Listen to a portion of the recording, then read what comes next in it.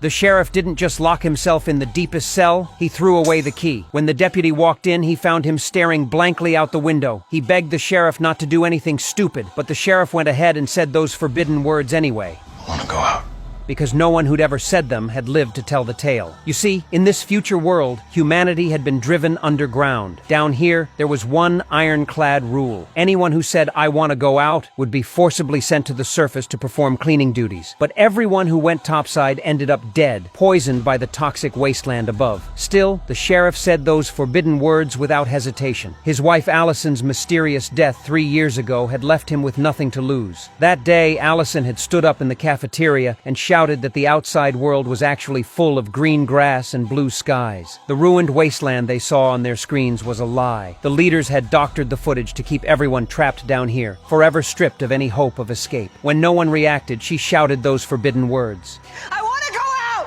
And so Holston, both sheriff and husband, had no choice but to personally escort her to the surface. The silo's residents watched Allison's exit through a live feed. After she stepped outside, she used a wool cloth to wipe the silo's camera lens. Everyone got excited, thinking maybe the outside world was finally survivable. But she only made it a few steps before collapsing, unable to move. People's hopes were crushed once again. But only the sheriff knew that before she left, Allison had told him that if the outside world was safe, she'd turn back and clean the camera. So there had to be another reason for her death. To uncover the truth, the sheriff also said those words, "I want to go out." And so Mayor Jans suited him up in a hazmat suit and sent him out. He climbed the long staircase toward the surface world. When the silo door opened, he was stunned by what he saw. The surface was exactly as Allison had described. Green grass, blue skies, even birds flying overhead. He desperately wanted the people in the silo to know the truth. So he ran back toward the silo's camera with everything he had and wiped the dust off with his wool cloth. But the screens inside the silo showed the complete opposite. What the people saw was him walking into that same wasteland. They watched him make his way toward Allison's body. After just a few steps, he felt dizzy and disoriented. The sheriff suspected the real toxin might be hidden inside his hazmat suit, so he did something no one had ever done before. He took off his helmet. But his condition had already deteriorated badly, and within moments, he collapsed next to his beloved Allison. Hope for survival outside was crushed yet again. But one woman realized that the sheriff must have had a reason for removing his helmet before he died. It turned out that just the night before, Juliet had taken the sheriff to an abandoned tunnel entrance. Inside, they found the walls covered with strange drawings and writing. She seemed completely unfazed by it all. Then she led the sheriff through a hole in the wall to a platform. When she turned on the lights, they saw an enormous drilling machine. She figured the machine had malfunctioned while digging downward, which was why previous inhabitants had sealed this place off with concrete. She and the sheriff climbed down a ladder along the wall. From a small box, she pulled out a camera, then felt their way forward along a fishing line. Eventually, they pulled out a cloth bag from behind a metal plate. Inside was the hard drive Allison had discovered, along with her handwritten notes from when she'd cracked it. The hard drive contained footage of the real world outside, as well as her research. The sheriff immediately wanted to take everything and destroy it, but Juliet wasn't having it. She yelled that if the sheriff had listened to Allison, maybe she'd still be alive. Hearing this, the sheriff froze. Allison had always been his burden to bear. The sheriff hesitated. He told Juliet to keep a low profile because if the leadership found out about this stuff, they'd both face execution. Then he took the hard drive and the decoded notes and left. Later, Juliet heard that the sheriff had been exiled to the surface. She immediately returned to the platform. Turns out she'd been hiding something from the sheriff. There was a passage below the lower level. She'd come to investigate. The area below was completely flooded. She'd always had a fear of deep water, but with everything that had happened, she couldn't let that stop her now. After securing the rope and putting on her headlamp, she slowly climbed down.